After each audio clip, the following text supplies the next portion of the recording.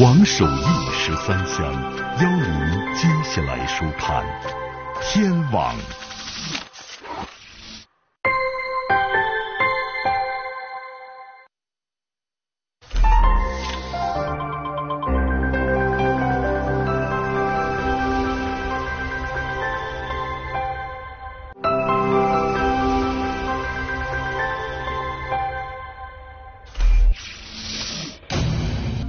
平静的河水缓缓流淌，河塘打鱼人发现异常。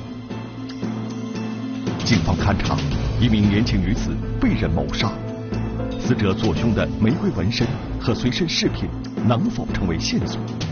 警方如何从现场凌乱的物证中缉拿元凶？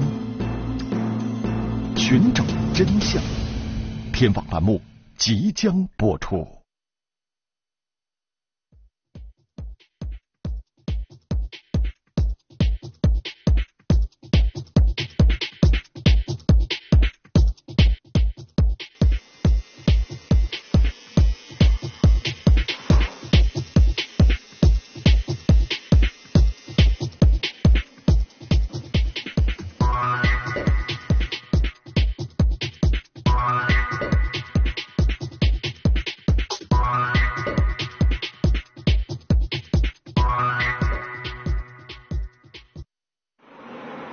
2013年11月23日下午2点左右，山东省博兴县公安局110指挥中心接到陈户镇某村民报案，称在村子附近的北至新河南岸的河塘打鱼时，发现了一具被化肥编织袋包裹的尸体。喂，110。博兴县公安局刑警大队接到报案后，迅速赶赴现场勘查取证。经勘查，死者为女性，身高155厘米，年龄在30岁左右，身穿黑色上衣、藏蓝色牛仔裤，染黄发，戴足金耳钉，脖子上佩戴玉坠，左胸部有纹身，纹有红色玫瑰图案。穿的衣服看上去呢，在那种娱乐场所穿的比较多的一种服装，就是感觉呢看上去比较时髦一些。但是呢，感觉这个做工比较粗糙。死者头部用一条床单缠绕，尸体经塑料布包裹后，交叉装在2条印有某化工有限公司字样的化肥编织袋内。袋的背面分别印有13、10、01、05、513、13、10、01、06、083的号码。2层袋子之间并装有3块红砖。勘查现场来看呢，这个位置是一个抛尸的现场，抛尸符合那种熟人作案、远抛近埋作案的这种规律。发现尸体的现场为山东省博兴县陈户镇某村庄的河塘，报案的村民平时就在这一带打鱼。据村民反映，河塘处于整个北至新河的下游位置，下游从2013年11月9日开始放水，放水3天前，他就曾在打鱼时看见化肥编织袋在河塘中漂浮。以前河塘也有漂浮杂物的情况出现，所以就没在意。在水位落下后，编织袋仍滞留在河塘中，打鱼的村民感到有些异常，就把这袋东西推到了岸边。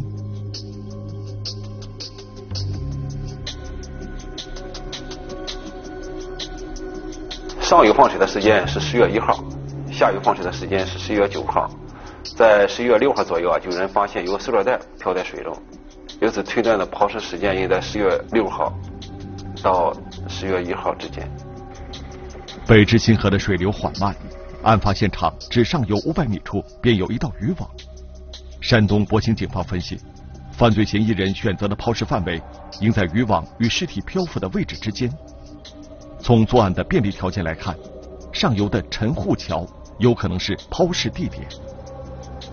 因为发现尸体的区域没有视频监控，警方结合现场物证及死者身上佩戴的物品，综合报案人反映的信息和周边调查的情况，推断案发第一现场可能为山东博兴县及周边区域。被害人与犯罪嫌疑人相对熟悉，涉案环境具备有床单、化肥编织袋、塑料布、砖块等现场遗留物的条件。比较值钱的东西都在他身上，我们就可以认定呢，这案子就是凶杀案，不是为了财物，应该是单纯的杀人，就是想杀死他。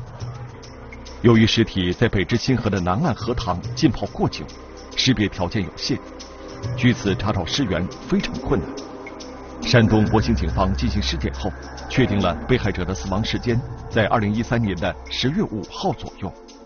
进行了这种常规的毒物化验，没发现有这种有金胺安眠类了或者毒强类的这种毒物。结论一检，就是死者就是服西北糖原鹅精，这直接性窒息死亡。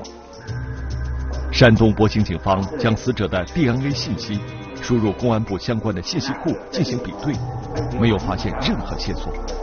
为了扩大巡查范围，博兴警方印制了悬赏通告、定点张贴，并披露了受害人的服装特征以及左胸部纹有玫瑰图案的特点。然而，前期的巡查工作并没有取得实质性进展。为了尽快确定死者身份，山东博兴警方重新对抛尸现场进行论证，认为现场获取的物证较多，用来包裹尸体的化肥编织袋有明显的职业、地域等特点，弄清相关化肥的生产、销售环节及化肥袋的流向是破案的重点。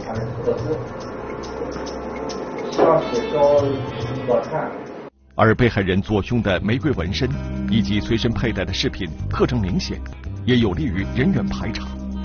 于是，办案民警决定兵分两路，同时展开对化肥编织袋的出处、流向以及受害人纹身、佩戴饰品的调查。侦查员发现，受害人所戴的耳钉上面有 L02等字样，是香港某品牌的首饰。在整个调查过程中，办案人员发现，这个品牌的专柜大都设在繁华的都市，山东博兴根本就没有销售过这种饰品。佩戴的样子也是磨蹭的比较厉害，因为佩戴时间比较长。那么，受害人所佩戴的吊坠又是个什么情况？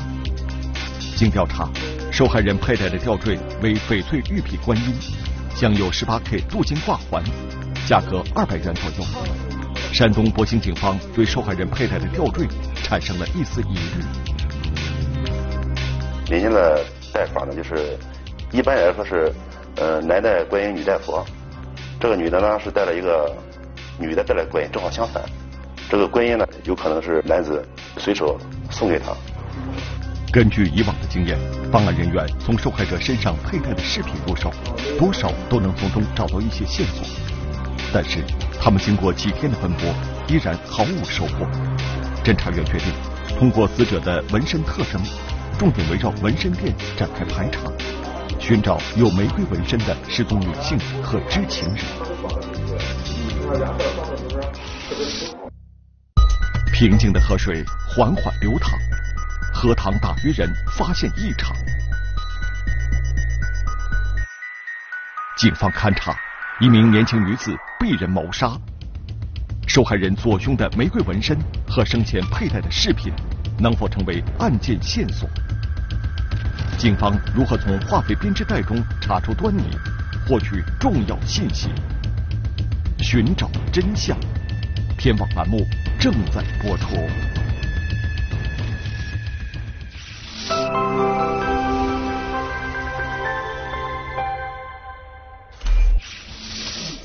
2013年11月23日，在山东省博兴县陈户镇北至新河南岸的河塘，打鱼人发现了一具被化肥编织袋包裹的尸体。警方随后介入调查，针对受害人生前佩戴的饰品进行排查的过程中，没有发现任何有价值的线索。他们很快调整侦查方向，决定从纹身店入手，重点查找有玫瑰纹身的失踪女性和知情人。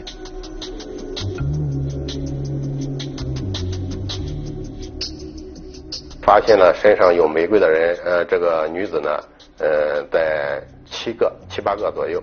就拍照片的时候呢，本人一般不同意。警方通过对纹身店的走访调查，找到了一些有玫瑰纹身的女子，但是他们并不认识跟受害者年龄相仿、身高接近的人。向高温深的娃娃进行询问，看他有没有见过这样一个人。这个工作我们进行了有很长时间以后，结果收效不大。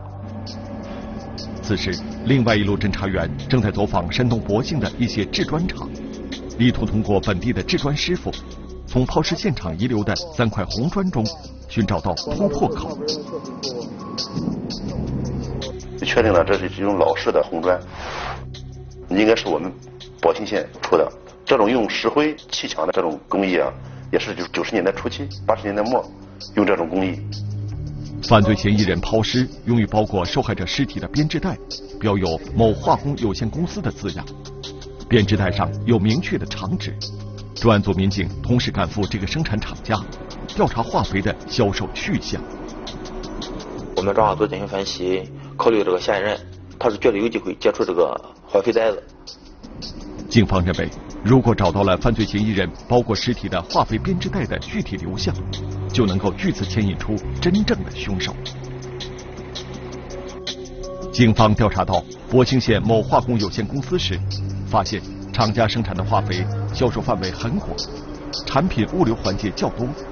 经逐笔核对物流信息，袋子编码为13、10、01、05、513、13、10、01、06、083的数字，分别代表出料口和生产日期。13、10、01、05、513，一指第3出料口2013年10月1日5时51分生产的编织袋。13、10、01、06、083，则表示第3出料口2013年10月1日6时08分生产的编织袋。2个编织袋从生产时间来看，先后相差17分钟。警方调取了这个出料口2013年10月1日出产的所有化肥编织袋的销售明细，发现化肥销往地有博兴、淄博、滨州等12家单位。专案组民警由近及远，首先到山东高清县购进化肥的2家公司摸排走访。经过调查，发现这2家公司存放的化肥与抛尸现场的化肥编织袋批次、批号明显不同。高清这家呢，去了以后，他正好他那条线上的拍码机坏了，他虽然他出厂了，但是呢上面没有打上编号，这高清就给排除了。山东博兴警方在淄博市临淄区一家装饰公司调查时得知，他们在2013年10月1日购买的化肥已经全部用完，化肥编织袋卖给了一位姓高的收购专业户。这个高某家里会不会还存放着与现场编号接近的化肥编织袋呢？侦查员敏锐地感觉到，他们离要寻找的目标有点接近，立即驱车前往高某的住处。高某的家中啊，我们就发现了和那个装尸体的那个化肥袋数字非常接近的编织袋。高某47岁，山东省博兴县某村村民，平时以收购编织袋谋生，从中赚取差价。警方发现，高某的家中还存有1万多条化肥编织袋，并很快从中发现了几条编号与抛尸现场编号接近的化肥编织袋。我们现场的编织袋编号以前的他家里也有，编号以后的也有，他家中也发现了和包裹尸体呢相近的一种塑料布，并且呢姓高的呢他家的墙头的砖就是和我们现场发现的就是带有石灰的那种砖是极其接近的。高某还有一辆用于收购编织袋的机动3轮车，嫌疑对象具备的条件一下子全部集中到了高某一个人身上。难道这个高某就是杀人抛尸的犯罪嫌疑人？这个高某呢，就是有机会接触到一些这个路边店呐，一些发廊呐，就是一些这个社会上的女子吧。让警方感到疑惑的是，高某在接受询问的时候，关于家里与包裹尸体相似的塑料布，其具体来源一时说不清楚。高某呢，就是在收购编织袋的时候啊，就顺手从厂子里拿上了塑料布，是包裹这个编织袋。所有的指向使高某的嫌疑陡然上升。这让侦查员感到案件侦破似乎有了眉目。很兴奋，就当时认为离这个嫌疑人这很近了，或者高某可能就是嫌疑人。高某的家位于山东省博兴县公路网的柏林路旁，到案发现场非常便利。虽然种种迹象显示高某具有作案嫌疑，但专案组民警十分慎重，继续对高某进行更深入的调查。然而，调查的结果却完全出乎所有人的意料。平静的河水缓缓流淌，荷塘打鱼人发现异常。警方勘查，一名年轻女子被人谋杀，案情错综复杂，死者身份难以确认。微量物证检验，疑似砖块最终排除。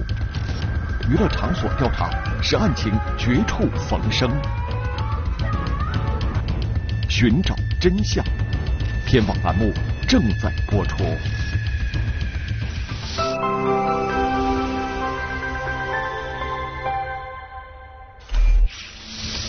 2013年11月23日，在山东省博兴县陈户镇北至新河南岸的荷塘，打鱼人发现了一具被化肥编织袋包裹的尸体。警方在调查的过程中，发现专门收购编织袋的高某家中存有与现场包裹尸体编号极为接近的化肥编织袋，并且还有与现场物证非常相似的塑料布以及红色砖块。同时，高某还有一辆机动三轮车，具备作案抛尸的可能。那么，高某到底是不是犯罪嫌疑人呢？专案组民警首先提取了高某家里的疑似砖块，进行技术鉴定。高某的砖头外形特征形状和现场的比较相似，通过进行的物理检验、化学分析之后它的成分和现场都不一样。侦查员发现，高某在案发时间段曾经驾驶自家的三轮车经过案发现场，这又是什么原因呢？调查核实，高某确实经过现场，也到现场附近去卖过编织袋，但是也到饭店去过。我们对饭店的经营人员进行调查之后证明高某确实去过，去吃过饭，车上没有拿什么可疑的东西。专案组民警随后对高某周围的活动场所和接触的人员进行走访，很快对高某的生活习惯和为人也有一个全面的了解。这个人平时比较老实，比较正派，平常比较节俭，也没有娱乐场所消费的这种习惯。而出现在高某家里与现场编码相似的化肥编织袋和塑料布，经过调查得知，是高某先后在淄博市临淄区朱台镇的一家装饰公司收购来的。因为这个高某有一个记账本，收购这个编织袋的时候，尸体已经发现了，就是他这个尸体已经存在了。通过高某的收购记录，警方了解到，高某购买这批化肥编织袋的时间是在11月7日，而荷塘里的受害人在10月6日就已经出现了。也就是说，包裹尸体的2条化肥编织袋，在他购买之前就已经被人拿走使用了。专案组民警经过多地缜密的调查和物证鉴定，在排除高某的嫌疑之后，使案件重新回到了起点。在紧锣密鼓地梳理案情的同时，警方希望寻找到案件的真相。在案情分析会上，虽然办案民警排除了高某的嫌疑，但是他们却对高某收购化肥编织袋的那家装饰公司产生了兴趣，因为高某家里的那批编织袋号码与包括尸体的编织袋号码非常接近，高某就是从这家装饰公司买来的。生产这种装饰材料的公司也能符合这种现场的物证，这种有这种物证的条件。办案民警决定顺藤摸瓜，到高某经常收购编织袋的淄博市临淄区的某装饰公司进行排查，不但发现了这家公司存有与抛尸现场相同的塑料布，还查到竟然也使用过山东博兴县某化工有限公司2013年10月1日生产的40吨化肥。这家公司以化肥为主要原料，专门生产一种胶水。而山东警方前期并没有查到博兴某化工有限公司将生产的化肥销售到这家公司的记录，难道是专案组的调查出了问题？当时呢，就是怀疑他是不是通过别的手段，还是发货单出了问题。后来呢，就是经过了解呢，他确实是通过其他的物流公司把它周转过来了。这个公司负责生产的经理王某，根据警方的要求，认真地介绍公司的情况，全力协助警方调查。他非常的配合，根据我们的摸排条件嘛，把所有的厂里的职工，包括他的家庭情况，交通工具情况，见面之后做好登记，都是他负责的。警方调查发现，这家公司管理比较严格，化肥使用后将编织袋每10条卷成1卷，存放在专门的货架上，一般人无法私自将化肥编织袋带出厂区。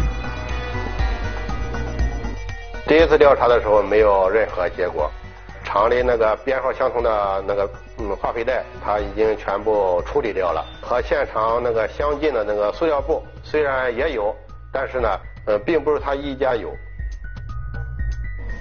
侦查员决定暂时撤出这家公司，进行外围调查。在对山东省淄博市临淄区的娱乐场所调查时，他们获得了一条重要信息：山东省淄博市临淄区朱台镇的一家娱乐场所的5号服务员田某，跟警方查找的死亡女子比较相像。据了解，田某平时喜欢独来独往，不怎么与人交流，一起上班的姐妹只知道他是四川人。难道这个田某是警方一直寻找的被害人吗？平静的河水缓缓流淌，荷塘打鱼人发现异常。警方勘查，一名年轻女子被人谋杀，案情错综复杂，疑点被先后排除。外围娱乐场所调查，使案件绝处逢生。一枚可疑指纹能否牵出犯罪元凶？寻找真相。天网栏目正在播出。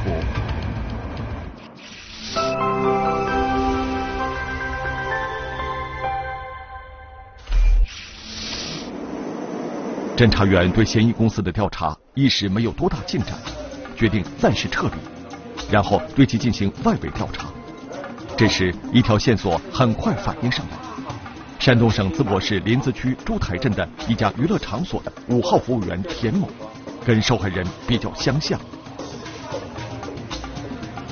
曾经和他一块打工的人员呢，也反映出他身上呢确实发现过曾经有一朵红色的玫瑰。通过他同事呢，辨认一下，耳钉包括那个鱼观音，他们确定这就是田某的东西。他对象也不同意他干这个工作，曾经来找过他。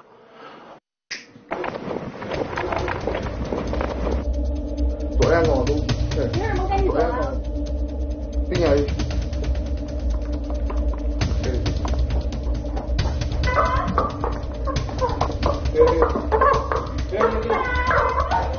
这是我老婆，我认识她，这是我老婆，我认识她。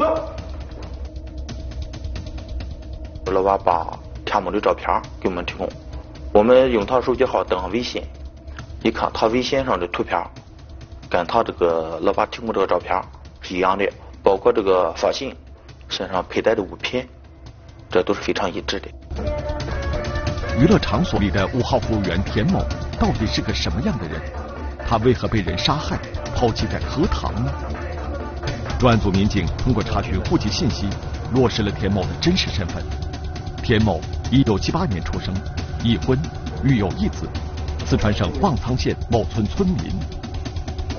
联系四川警方，把这个田某的血样取过来，与这个死者做了 DNA 鉴定，鉴定结果呢，死者就是田某。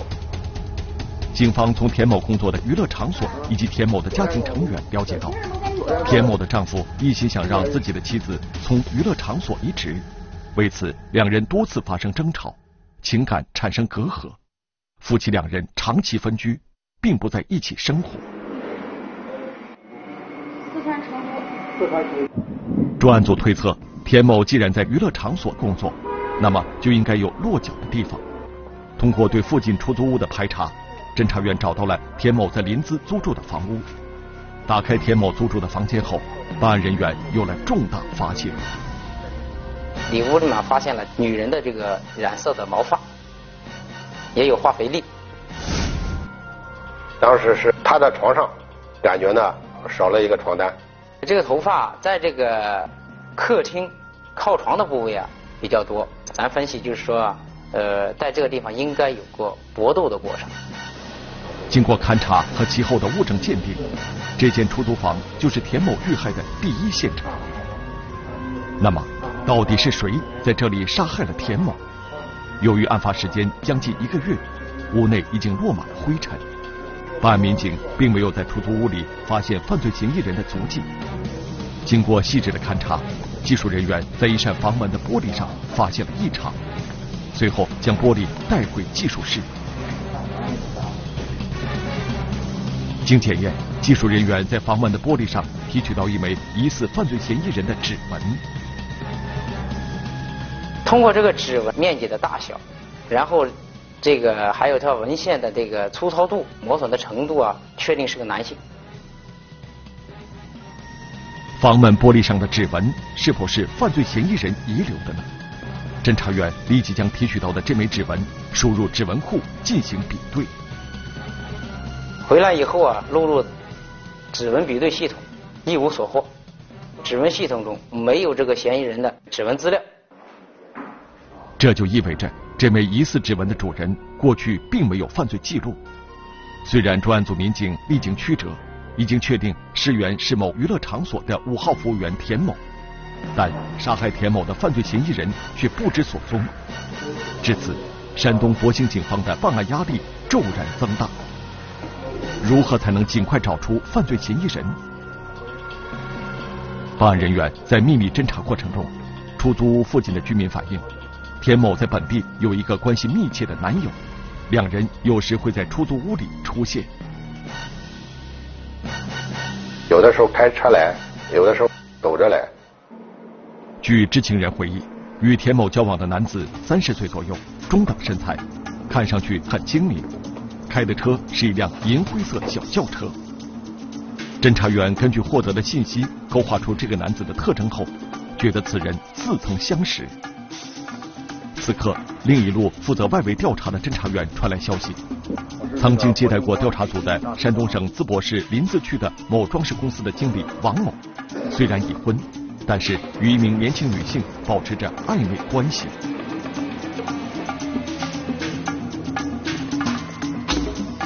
这个王某呢，从13年开始就经常和一个身高1.55米左右的一个女子来往，并且这个女子的穿着打扮呢，就跟我们现场发现的物证是非常相似。办案民警通过公安内部查询系统输入死者田某在宾馆饭店的开房记录，发现2012年以来，田某与一名王姓男子多次约会。经查看身份照片，警方确认这名王姓男子就是山东淄博市临淄区某装饰公司主管业务的王经理。王某现年30岁，山东德州陵县人，平时开一辆银灰色小轿车出入装饰公司。走访厂子里一些工人、一些客户，发现呢，王某他的妻子一开始呢，是在老家，后来呢从老家赶过来。王某的妻子呢和其他的厂里其他工人说起来的时候呢，就流露出来，他赶过来是不放心王某一个人在这边。根据专案组推测的案发时间段，侦查员秘密调取了案发前后公司内部的监控图像，发现王某经常开着银灰色小轿车进出公司，经常有外出彻夜不归的现象。我们就开始找这辆车的轨迹，发现呢，有一天的晚上，王某呢驾车外出了。当时监控上看的时间应该是凌晨的1点多吧。那么，公路上的监控会不会拍下王某驾驶小轿车的行驶轨迹？侦查员根据时间节点，在山东博兴县一个卡口的监控上，最终锁定了王某的车辆，并确定行车路线与抛尸路线相符。10月6号凌晨1点，他开车和一个女子开着这个银灰色的捷达轿车，从临淄一路往博兴方向走，就是到案发现场之后，然后又返回。王某深夜同一名女子凌晨驾车往返抛尸现场，那么这名女子又是谁呢？看监控上视频来分析的时候呢，确定开车的是王某本人，但是王某那个身边的副驾驶座上还坐了一个人。经过民警走访仔细辨认，副驾驶位置坐的是孙某，也就是王某的妻子。那么王某和孙某在案发时间段里出现在同一辆轿车上，这到底意味着什么呢？这两个人嫌疑非常大，对有可能夫妻两人合伙实施作案，将被害人杀死抛尸。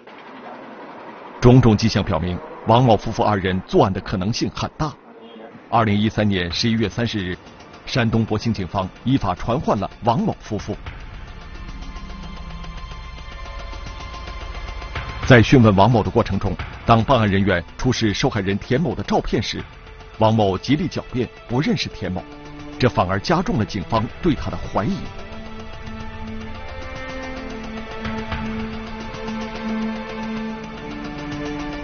在讯问期间呢，王某什么都不讲，我们就把那个突破点放到他的妻子孙某身上，一直强调呢，她和老公关系非常好，非常恩爱。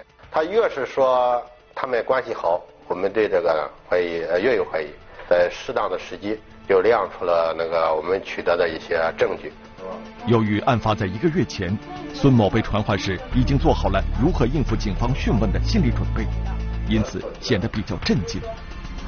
当他得知警方已经掌握了重要证据后，精神立刻崩溃。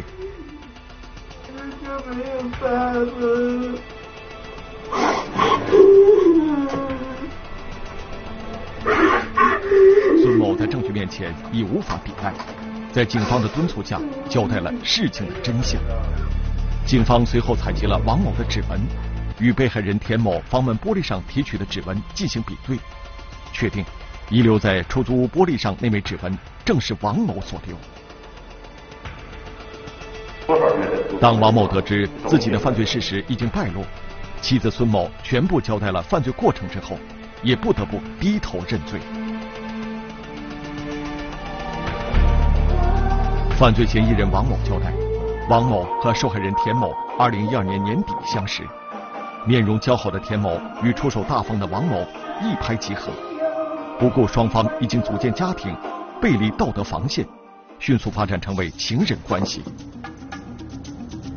到了2013年9月，受害人田某催促王某和妻子孙某离婚，希望和王某再婚一起生活。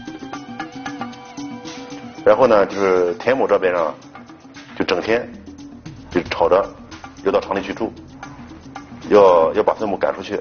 一看妻子不能离婚，这边又甩不掉，这个王某呢就起了这种杀心了。2013年10月5日深夜，王某与田某约会。当田某再次提出离婚的要求，王某敷衍无果的情况下，气急败坏的王某将田某杀害。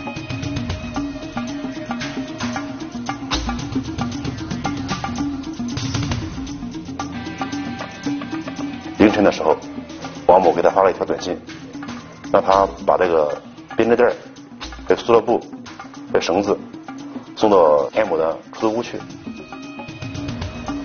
2013年10月6日凌晨1点30分左右，王某和妻子孙某开着银灰色小轿车，将受害人田某的尸体抛弃到山东博兴县陈户桥北至新河的河流中。